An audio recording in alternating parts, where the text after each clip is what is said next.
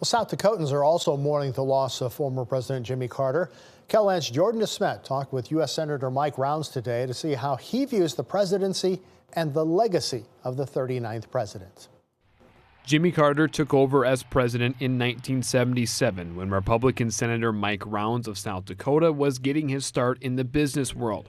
Watergate and the ensuing resignation of Richard Nixon were fresh in the American public's mind, and Rounds is critical of Carter's time in the Oval Office in the late 70s. And he was going to reinstill this hope in the American public. And yet, once he got into office, it was almost like a different chapter in the book, where inflation was really, really high. It was really hard to do business. The economy was not going well. Nevertheless, Rounds praises Carter for his humanitarian work. I think the legacy that he will have will be greater because of what he did after he left the presidency.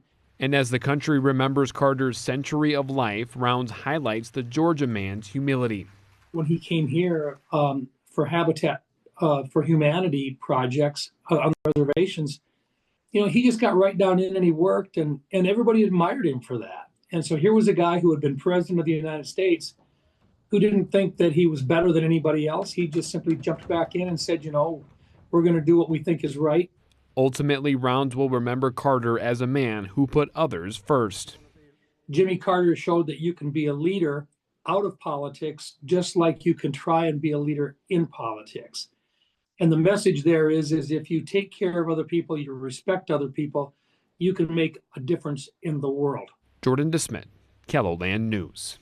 We also reached out to the offices of U.S. Representative Dusty Johnson and U.S. Senator John Thune for this story. We were told Johnson was unavailable today, and we have not heard back from Thune's office. You can read both of their statements on Jimmy Carter's death with this story on KELOLAND.com.